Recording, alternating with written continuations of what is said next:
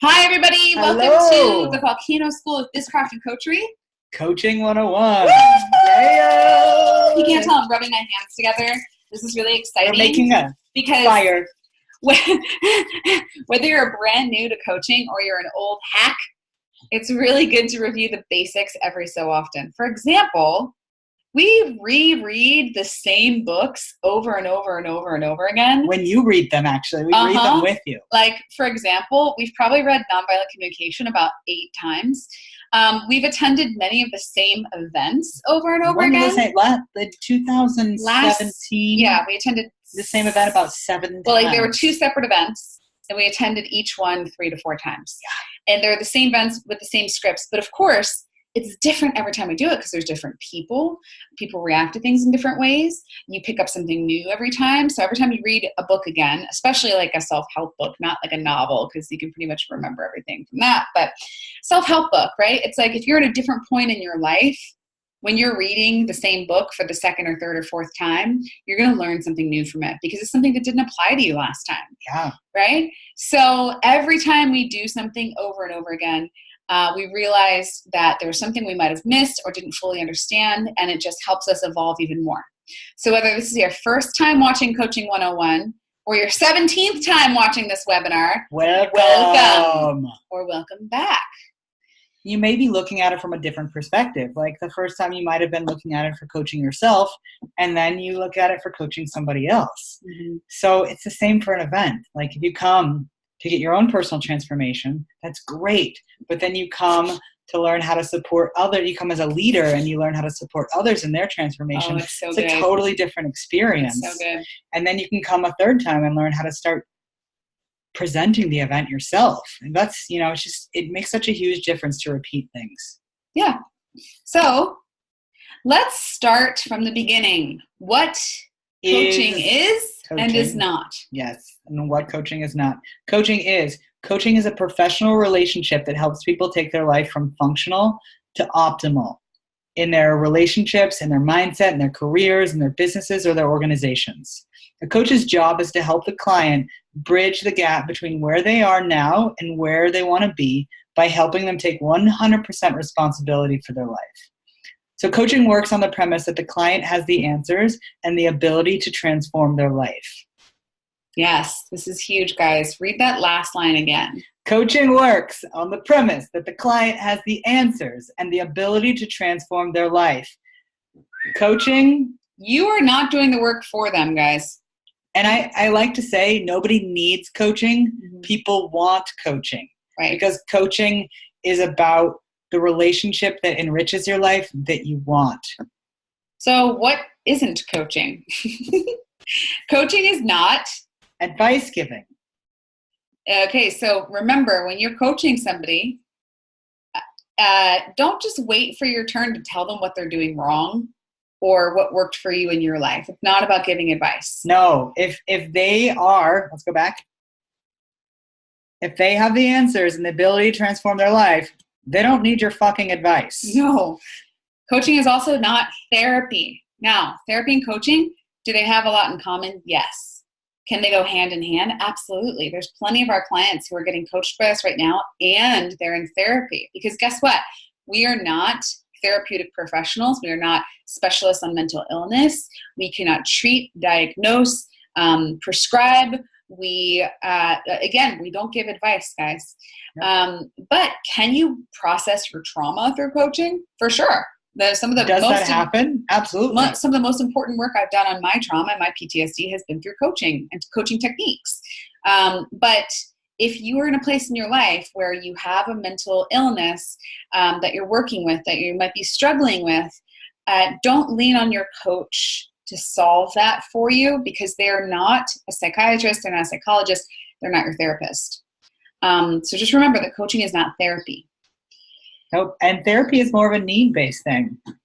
Right. And so in general, the general rule of thumb is therapy is for people whose lives are not completely functional. Coaching is for people whose lives are functional, but they want to get them better. Now, like I said again, you can be in therapy and coaching at the same time. So a therapist can also help you get to a functional place, which is great, and help you maintain that place. So anyway, just remember, they can go together. They support each other. They don't compete with each other, but they don't replace each other. Nope. Okay, so coaching is not chit chat. You're not getting on the phone just Kit's to talk. favorite word. I fucking hate chit chat. Hate chit chat. Kit will literally, if I'm making small talk with somebody, he will literally walk out of the room. I would just be like, bye. Even if he's involved in the conversation, he'll just literally get up and leave. He'll just chit chat is not. I'm tired. Chit chat is not a conversation. It's chit chat. It's like. Now, there is something to be said about developing rapport with your client. Okay, so if their daughter had surgery last week, you're not just going to jump on the phone and be like, okay, what's your deepest fear, right? Your darkest secret, right? You're going to say, okay, how'd your daughter's surgery go? Yeah, that's not chit chat. That's actually checking in with where your client's at currently in their life and what's going on with them. Chit chat is more like, oh my God, did you watch RuPaul's Drag Race last night? It was so good. I cannot believe that Sasha Velour won, right? Or something like that. That's chit chat. Yeah. It's something that has nothing to do with what's currently happening in your coaching relationship. It's nothing to do each other's lives. What impacts your life or how you feel or how your life is being changed or challenged. Right. Chit chat is like conversation about what you're eating or the weather. Oh, the weather, what you're eating. It's not a leading edge conversation. Yeah. Conversation. So coaching is not venting. If somebody gets on the phone with you and just wants to complain about someone or something, you get to gently interrupt them and go deeper. And you get permission. Mm-hmm. Like, hey, this is a coaching relationship right now, and I notice that you're just venting. Mm-hmm. Is that what you want to use this for? Is this the best use of your time right now? Yeah. Coaching is not for people who aren't functional. So going back to the therapy thing, if you have a client who's struggling to get out of bed in the morning, if you have a client who is homeless, if you have a client who is, in danger of hurting themselves, you need to refer them to a professional. That their lives are not functioning at the moment. Well, and I'll give a caveat to that. I know some people who started off coaching when they were homeless. We did. Yes. But it was really it was a very temporary situation, and we knew that we were going to get out of it. Right? Yeah, it was a little bit, it's not like we were chronically homeless or something, right? We were kind of between places. We had a vision and we knew where we were going, and it was a choice. Yeah. So, what I'm talking about is living in a tent under a bridge for 17 years with, right, and it's not working. Right. That would be an example of non-functional homelessness. Yeah, there is functional homelessness. People choose it. Yeah. Okay. So last thing that coaching is not is friendship. Yeah. Can you be friends with your coach? Absolutely.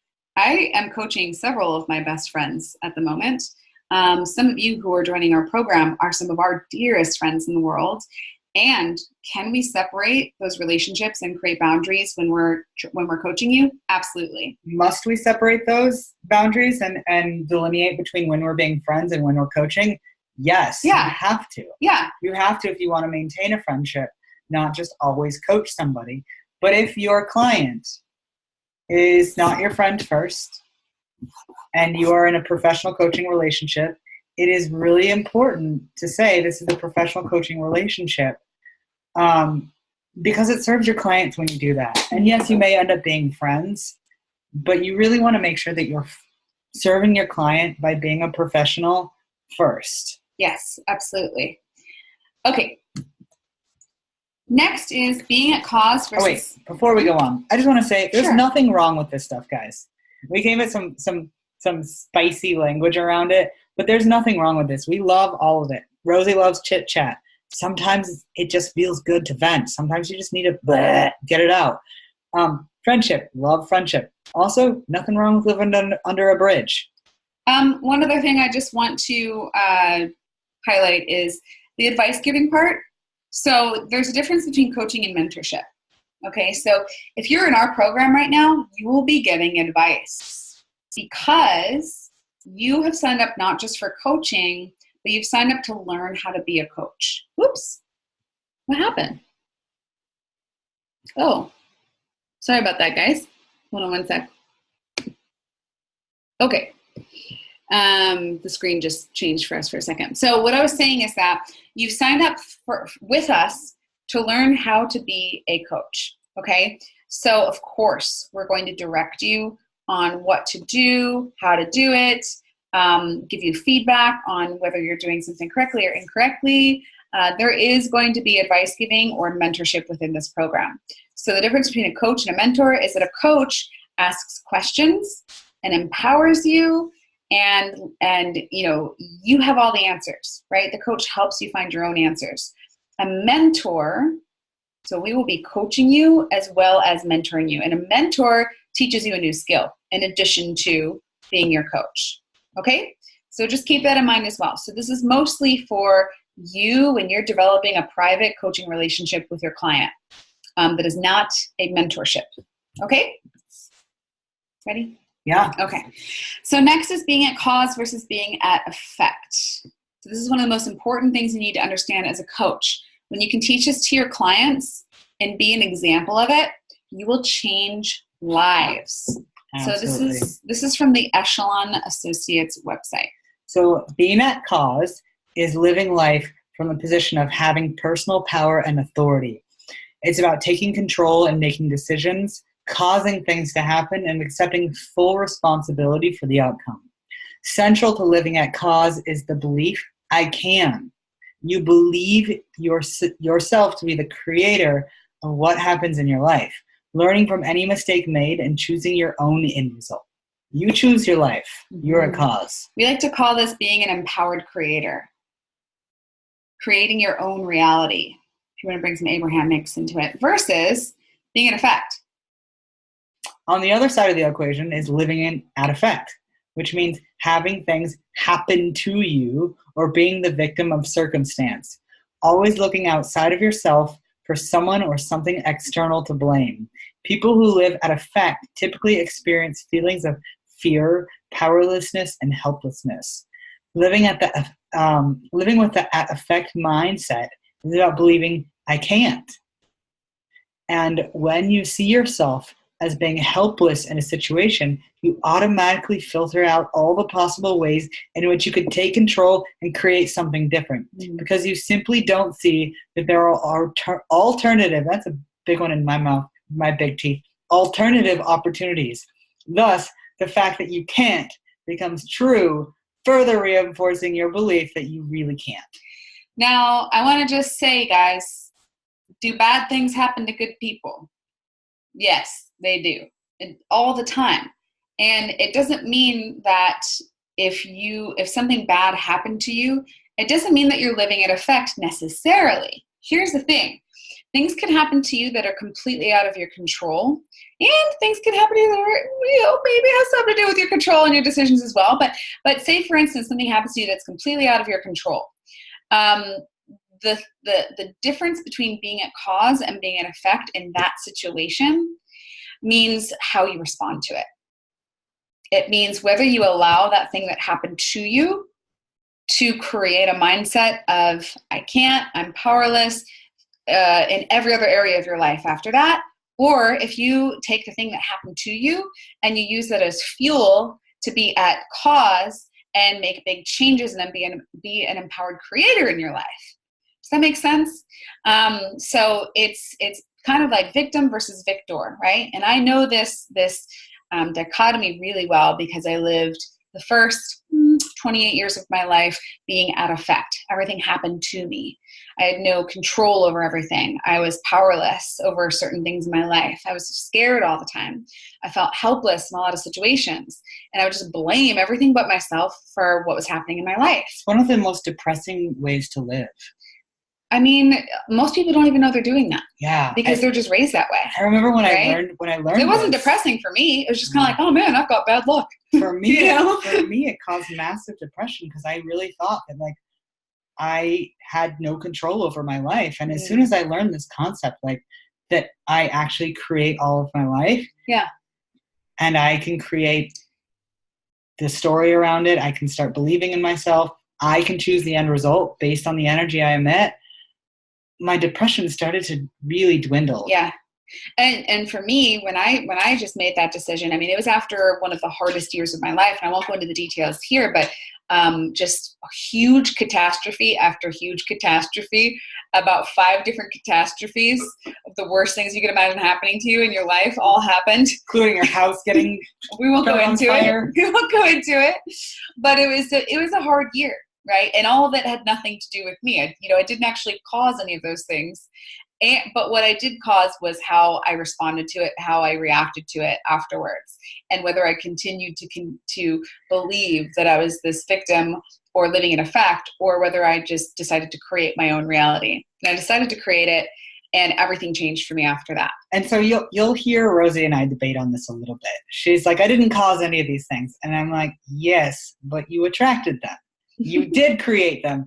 You sloppily created them with your energy. And that's why when you're not in cause, when you're not in control of your energy, when you're thinking I can't, life will continue to bitch slap you to show you like you need to make a change. Mm-hmm. So if you go on my mentality,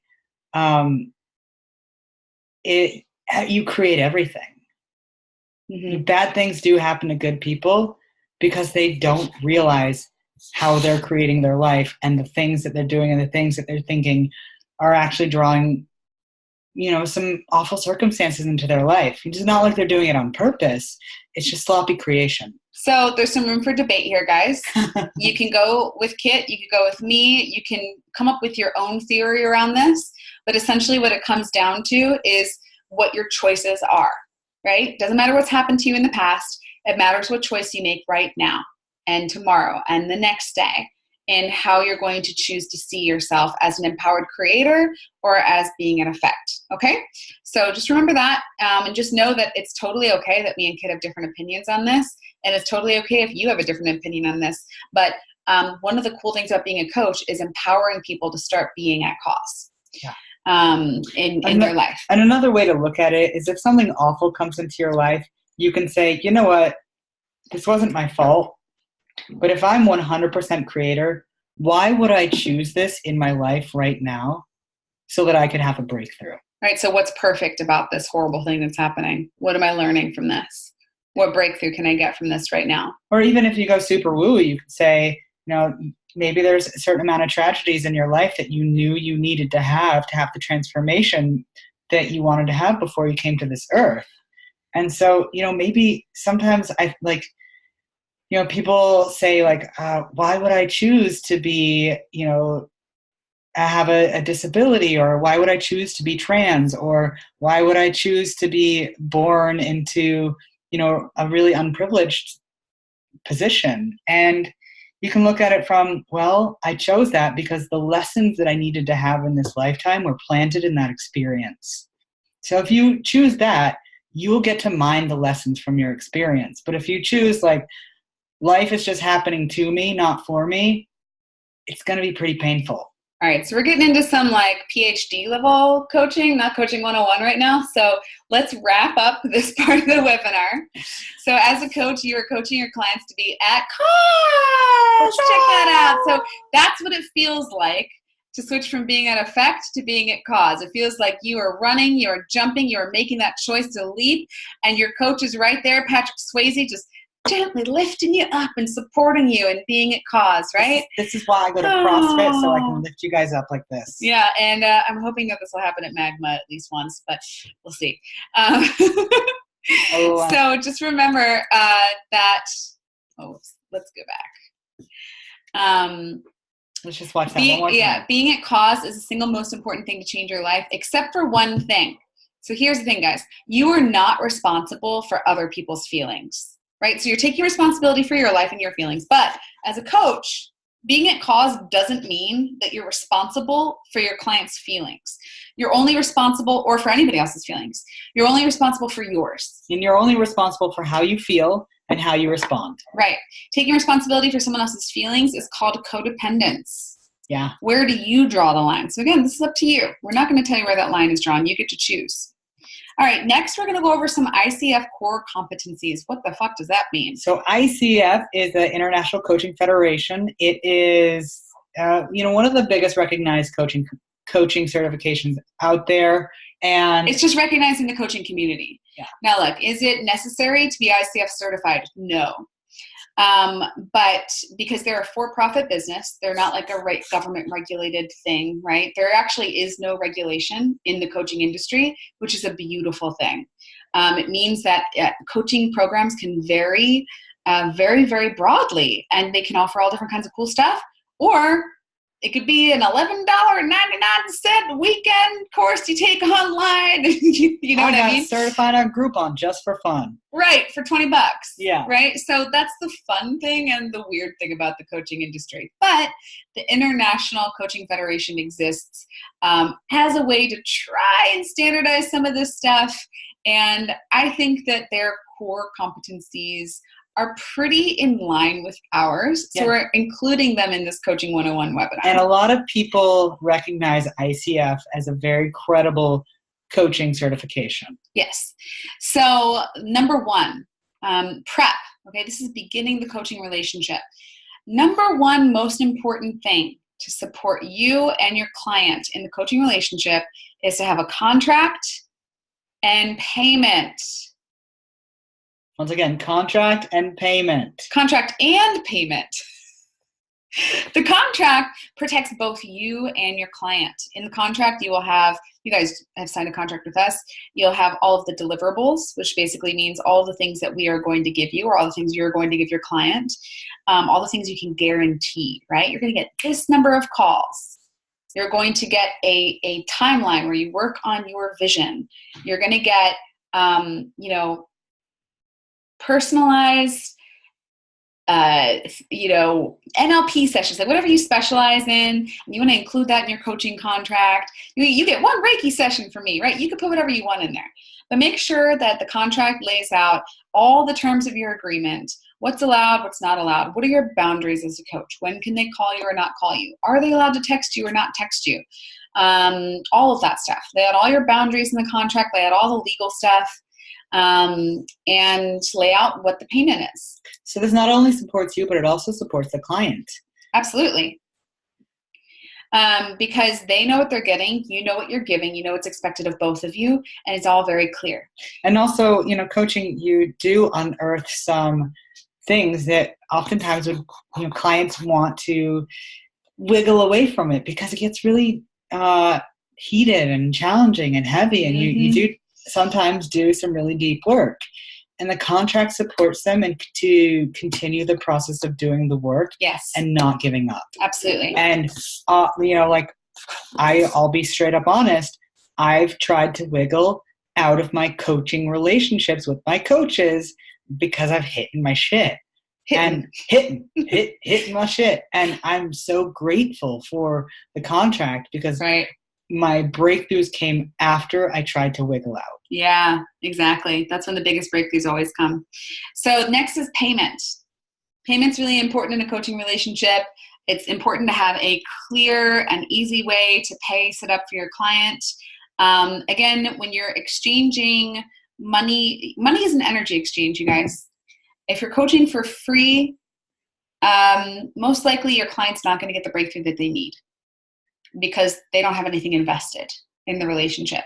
If you are coaching on trade, it can get a little bit tricky. So you want to make sure that if you are coaching on trade, you still have a contract. And there's still very clear expectations laid out on exactly what you're trading for.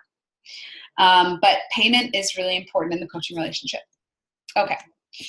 Next is the roles, relationships, expectations, and boundaries. So this is a lot of stuff that you go over in your contract. Right. And it's also stuff that you want to go over on your first call.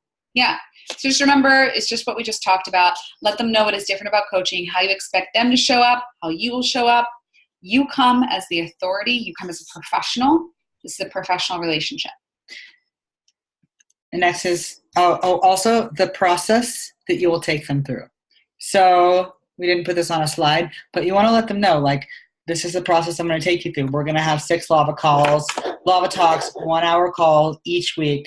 This is how it's going to go. You just want to set them up for success. Right. All right. So next is co-creating the relationship. So intimacy and trust. So you're creating a safe space in which the client can speak openly. you're owning your energy. Don't take the client shit personally. Own and acknowledge whenever you're out of integrity, and always stay focused and present with the client. Don't bring your own shit to the call, guys. My coach calls it your material. I like that. Yeah. Check your baggage at the door, right? It's just like if you're teaching a yoga class or doing a bodywork session, you want to do a cleansing, you want to do a grounding, you want to burn some sage, bang a drum, make a bubble of white light around you, whatever you need to do to kind of reset your energy and be a vessel and not a container for your client's energy or for any energy that you're just taking from your previous call or your previous session with somebody. Just cleanse that before you go into a conversation. Also privacy as well. If your door is wide open and your kids are running around, or you're at Trader Joe's, or you're in the car, like the trust and intimacy will be lost. Absolutely. Yeah. So, the other things, the contract, the role, the relationship, the boundaries, that sets up the trust and intimacy. Exactly. Yeah. Next is coaching presence. What does this mean? It means focusing completely on the client, showing up on time. Again, like we were just talking about, kind of don't coach and drive, don't coach and nurse your children, don't coach and shop at Trader Joe's, ground before you call, take a few minutes to review your notes from the previous session with your client if this is an ongoing relationship. Acknowledge gratitude that you have the opportunity to share the space with them before each call, and really just get focused on being an active listener, which comes to the next. And, coaching presence for me, it's about gratitude. It's all about being grateful for the time and space that I get to share with the person. Mm-hmm. Okay, so next is about active listening. One of the ways that you can be an active listener is to actually mirror people. So mirroring is, you can mirror with body language. I'm going to show you some pictures, which are really fun. So mirroring basically is saying, I'm listening to your body. My body is listening to your body, and I'm sensing and feeling you. Right. So if you're on a Zoom call, you could mirror your client's body language. And I looked up body language mirroring on Google, and like 90% of the images that came up were of Obama. Isn't that amazing? I thought that was just so interesting. He's like this master body language mirrorer. So I thought I would put these on the webinar. We're missing a slide, so I'm sorry about that. We're going to go back through it. So mirroring body language, you can also mirror tone. You can also mirror energy. So if your client gets on the call and they're really excited and really revved up about something, and you're like, yeah, I hear you. Yeah. Half asleep, right? They might not feel seen and heard. They might feel like there's a disconnection between you. So you can mirror with body language, with tone, with energy. And again, it just helps create that deeper connection and rapport. And when you're in rapport first, you can shift the relationship. So does that mean you mirror all the time? No, you don't have to mirror all the time. You don't want to be creepy. But when you do mirror, you create rapport. And like Rosie said, once you're in rapport, then you have more power and authority to shift your client where they want to go. Yeah. So let me just see if I can find this next slide here, because I'm just missing one, and I know that I have it. Weird. Okay. I guess it's... You guys are just getting a little preview. Yeah. All right. So we need to write this. This is really important for you guys. So I'm just going to type this in here. Okay. So the next thing is, this goes along with mirroring, is affirming and acknowledge. This is part of listening. / empathy and mirroring. Okay. Okay. So this is part of being an active listener. We're just gonna, so can you read the thing as I type this in? So when a client comes with a problem, a really good way to affirm and acknowledge is say, so what I'm hearing you say is blank, or I hear you're feeling blank. And just repeat their words back to them. It's really that simple. So when I type this up here, guys, you might want to take a screenshot if you're doing screenshots. So what I'm hearing you say is blank. Blank. I hear your feeling. So these are actually two literal phrases that you can take into your coaching calls as Coaching 101, is saying this to your client. So what I'm hearing you say is this. So if they're saying a bunch of stuff, they're telling a bunch of stories, or they're using a bunch of language that you're like, okay, where are they coming from? What's going on? You acknowledge and affirm. You say back. So what I'm hearing you say is, you feel blah, blah, blah, because blah, blah, blah. You just get clarity. And when a lot of times what happens is when you do this, when you affirm and acknowledge somebody and you repeat back what you're hearing them say, they will actually get way more clarity with where they're at. And be like, oh, wow, did I just say that? Sometimes they don't even realize what they're saying. They don't realize it. When you do this, use their words. Mm-hmm. Right, yeah, use their words, exactly. Don't interpret it as what you heard, but use their exact words. If you interpret it, ask it as a question. Mm-hmm. Are you feeling blank? Right. Not, I hear you're feeling blank. I hear you're feeling sad. If they didn't say I'm sad, it's, right. Are you feeling sad? Yes. So that they can say, well, it's not sad. It's more like angry. Or, right. You know. So another way to empathize is to say, I've been there too. Don't one-up them. Don't try to over-dramatize like, oh, well, I've been there too, except my situation was way worse than yours. Just empathize, right? So don't try to one-up them, but you can empathize without one-upping. You can understand and empathize with someone's viewpoint and feelings and still leave room for the possibility of change. Save the feedback for later. Just empathize and hold space in the beginning to build trust and rapport. If you hang out here without getting to coaching, your clients won't get results. Don't rush to get out of here, but create a container for moving on in the beginning of the call and asking permission to move on. So if you hold space with empathy and you don't try to change your client, they will feel received, you'll build trust, and they will actually shift faster. Right. So once you build rapport for a client, then you can move more to coaching. Yes. All right. So again, mirroring Obama, be an open vessel. You channel their energy and the energy of source. Listen to their vibe, not their words. I think Obama was a master at that. Totally. All right. So more on listening, being an active listener. So listen for their automatic loop that might be getting in the way. And for the gifts that they have that they might not see. Hold space for both. Yes. Hold space for you can do this, and also what's getting in the way of you being able to do this. Yes, exactly. So don't just listen to what's getting in the way, but also listen to why are they competent? Why are they a conscious creator right now? Yeah. How can you empower them?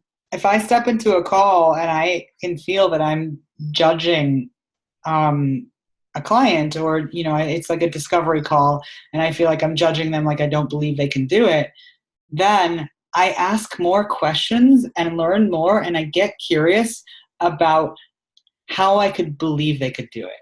Yeah.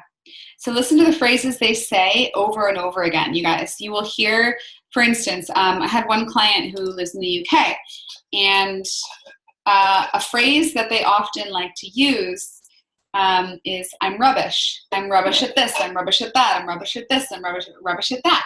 A lot of people in the UK use that phrase. You guys, if you're in the UK, you'll know what I'm talking about. And, on one call, I was just like, so what I'm hearing you say is that you're rubbish? And they're like, oh, shit. So your language has so much power. And what you say about yourself on a regular basis, even if it's an unconscious, automatic thing that you just grew up saying, you don't even think about it because your mom said it, everybody around you says it, you just hear it all the time. All of a sudden, somebody repeats it back to you with a new perspective, and you're like, oh, I can actually choose to feel differently and say different things about myself instead of I'm rubbish, right? So listen to those phrases that come out over and over again. Really listen for that choice of language. Sometimes people say, I sort of feel blank, blank, blank, or I want to sort of do this or that. Asking them questions about that. Why do you use the word sort of? Is it this or is it that?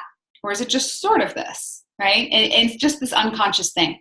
Ask questions to learn more, be curious, and you read that last one. My favorite one, listen for when the emotions pop. What they say when the emotions pop. It's like popcorn. Your clients will go around and around and around. They kind of say things. Around the town. And then all of a sudden the energy will shift and they'll say something. Listen for that and just track it. Write it down in your notes. Just track it. Just create awareness around it.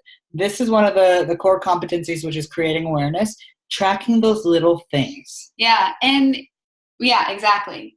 So creating awareness by tracking the little things. And what is the biggest thing that you can't be doing if you want to hear the emotional pop? Fucking talking. Yeah. Running your mouth. Running your mouth. So giving advice. This is one of the biggest things that I have to remember because I'm such a talker, is to just stop talking. Shut up. And listen. Just listen. And if you ask a question and your client is silent on the other end, don't keep talking, because oftentimes that's when the pop happens. So when you ask that really deep question, you might feel a little uncomfortable about it. You might be like, oh my God, what did I just ask them? I'm going too deep, or was that too much, or something. But in reality, what's happening on the other end of that line is that person is having a huge realization about themselves. They might be crying. That's when the pop happens. So just wait. And that silence is really about this.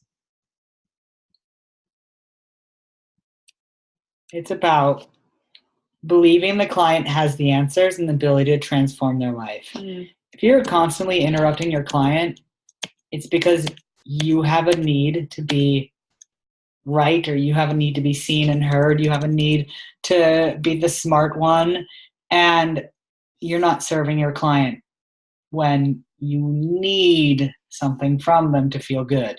You're not serving your client when you need them to get to breakthrough so that you feel good about the coaching relationship. Right. Next is on judgment. So if in doubt, assumption, or judgment, ask more questions. Coaching is about the questions, you guys. It's all about the questions. The more you ask to get clarity, the more they will get clear for themselves. Never accept the first answer. Always go deeper below the surface. So the first automatic answer that somebody gives you is oftentimes not exactly 100% what they're feeling or thinking. It could just be their, how are you doing today? I'm fine. When really nothing is fine, right? So always go deeper. Just don't accept the first answer and you go, oh, really? Here's some really? You're fine? Here's some okay. Fun side homework. The next time somebody says, I'm fine, just sit there and look them in the eye and give silence and see if they change their answer. Somebody please do that and tell us what happens. I'd love to hear that. Same thing, moving on, getting deeper into judgment. So you can ask the same question in a different way. Always ask open-ended questions that are not leading your client toward your assumptions.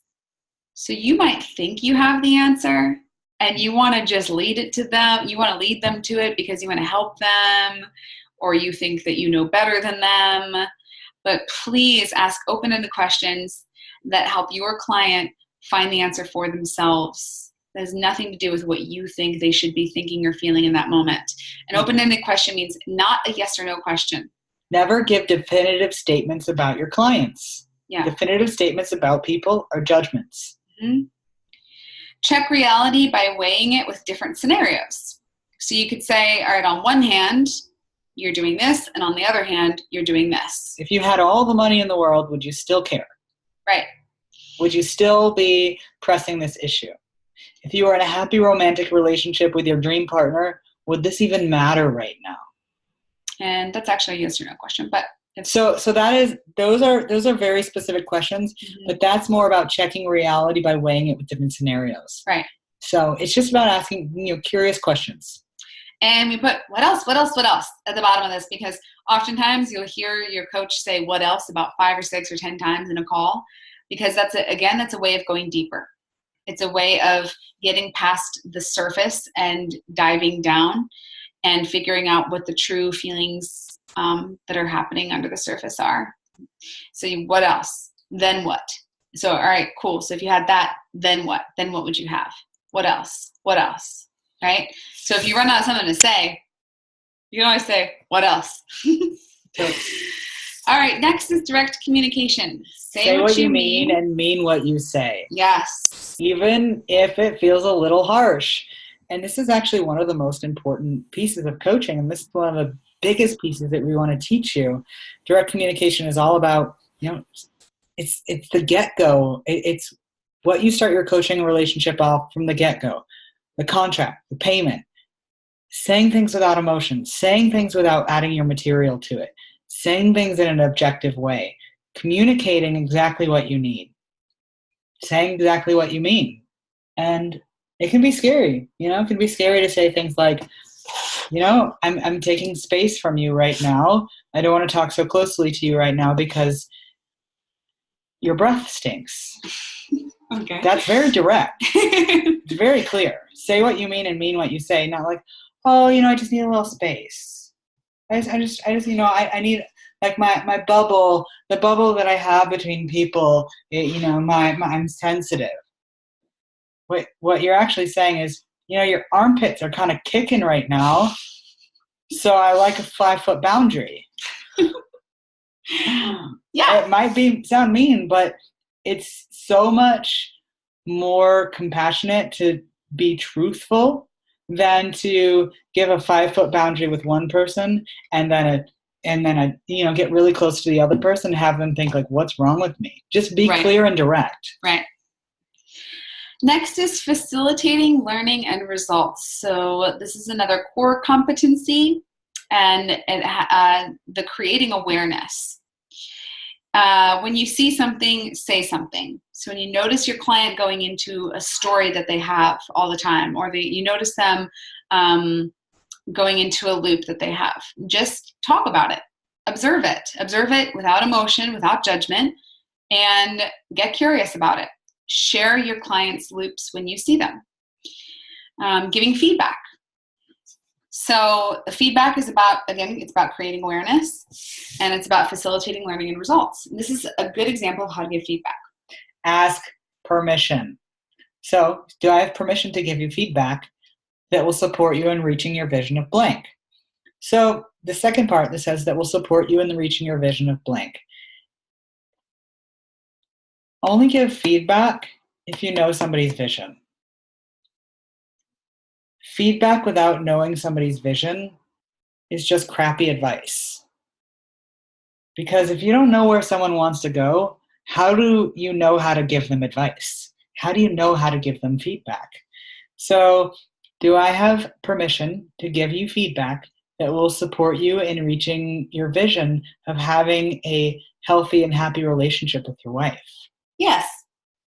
So my experience of you is that you dawdle in your communication and you never really just cut to the chase. And it's not congruent with your vision of having good communication with your partner. Yeah. There you go. So that's an example of how to give feedback. Very, very basic way to give feedback. So remember those two phrases. Do I have permission to give you feedback that will support you in reaching your vision of blank? And my experience of you is blank, and it's not congruent with your vision of this. The other part of that about this, like support you in your vision of reaching blank, is when you say that and you reaffirm, like, I know what you want, and I know where you're going, it can help your client to receive the feedback in a more graceful way. Yeah. Because they know that you are listening to where they want to go. And they know that that's why you're giving the feedback, because you care about where they want to go. Yeah.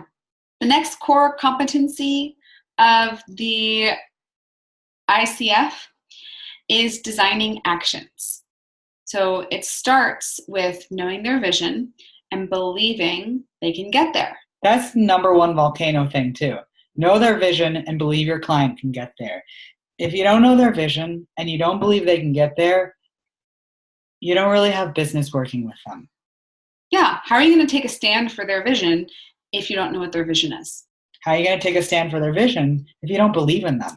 Yeah. You don't want to risk imposing your desires on your client because you're coaching them without knowing their vision. Now, this can be a little bit gray because you may believe they can get there, but you may, want to check their timeline for how fast they can get there. There may be some, you may need to check reality in some places, but the standard is know their vision and believe that they can get there. Mm-hmm. And believing they can get there, you get to be that unconditional loving source calling them towards greatness. You get to hold a steady vibration of, yes, you can, and mirror back to them when they're not in alignment with that. Your clients should be responsible for coming up with their action steps. You can support them if you have something that will get them closer to their goal. So always encourage your clients to come up with their action steps first because they know the thing. Chances are they know the thing that they need to do. They might be avoiding doing it. Also, but if they're really, really stuck, that's when you can step in and say, okay, this might be one way that you could reach this vision for yourself this week. How does that feel? Or you say, I have an action step that came up that really resonates and feels right in my gut. I'm going to share it with you. And you tell me if you feel like throwing up when I say it to you. Right. If you feel like throwing up, it's probably the thing that you need to do that will help you grow. Exactly. All right. So next is planning and goal setting. So creating a time frame for when they can want to get where. Let me go back to action steps real quick. Okay. The other thing about action steps is you are coaching. You are not mentoring. You are not taking responsibility for your clients. So when you come up with action steps, they need to take responsibility for owning them themselves. That's why I always say, I'm going to tell you an action step. You tell me how it resonates. Then they choose if that's their action step. Does that make sense? Yes. Okay. Because it's about 100% responsibility, and you are always placing 100% responsibility in the hands of the client. Boom. Right. All right. So create a time frame for when they want to get where they want to get review their. Okay, there's a couple too many words in there. It's another little whoopsie. Sorry about that. For when they want to get where they want to get. Okay. Where they want to go. Okay. And then I suppose they go. And then review their goals. And how they plan to get there. So using the timeline system is a really great way to do this. To do the planning and goal setting, especially if that's not one of your strong suits, right? You can still be a coach, even if you're not the best at planning and goal setting, by using the timeline system. This is my weakness. What, not using the timeline enough, or planning and goal setting? Yeah. Well, we're actually getting better at that, but true. But yeah, it used to be definitely a big weakness. Next is accountability. Accountability is simple. Did they do what they said they would do when they said they would do it? If you don't believe in your clients, you won't hold them accountable. That's huge. If you don't believe in your clients, they have more likelihood of failing. Yeah, absolutely. So just imagine you have a client who is coming to the call with constant excuses. And finally, at some point, you just are like, you know what? I'm just not going to ask them about the homework I told them to do because they're full of excuses. What you were saying is, I don't believe that you can be accountable to the things that you say you're going to do. I'm just going to stop holding you accountable. Mm-hmm. How would that feel if your coach just stopped holding you accountable? And just stop believing in you. Yeah. Sometimes the best thing for somebody you can do is be the very first person in their life that holds them accountable and says, you can do this. Mm-hmm. And that's why I'm going to be firm with you and strict with you and hold you to this and check in on you and see where you're at. Yes. All right, guys, wrapping it up with homework. Wow, this was a quick one. We did really great. Yeah. Okay, so your homework from this webinar, you're in your week 1 of your coaching, right? So homework from this webinar, get with your Lava group. Meet with your Lava group and do your first homework assignment that is on your timeline. And all your group calls it, I love you. So again, remember, this Homework assignment is on your timeline, and you'll also be getting an email about it as well. You also have buddy homework. Your buddy is your new client. Buddies will be announced if they haven't been announced already. First, learn your buddy's vision. Practice affirming and acknowledging your buddy. Practice sharing your challenges and listening for their automatic loop that is holding them back. Practice giving feedback on their loop. You will make mistakes. Yeah! Woo! Make mistakes. We always celebrate them. If you're not making mistakes, we're not stretching you. Yeah. Like, it is important to stretch your clients. It is important that they make mistakes. So notice what works and what doesn't. Notice where you hold back. And discuss all this in your lava group. All right, guys? So this is your homework. We lava you. Aww. Thank you for watching. And we will see you this week. Welcome to the Volcano School of Bizcraft and Coterie. We're so glad to have you here. And yes, okay. Bye.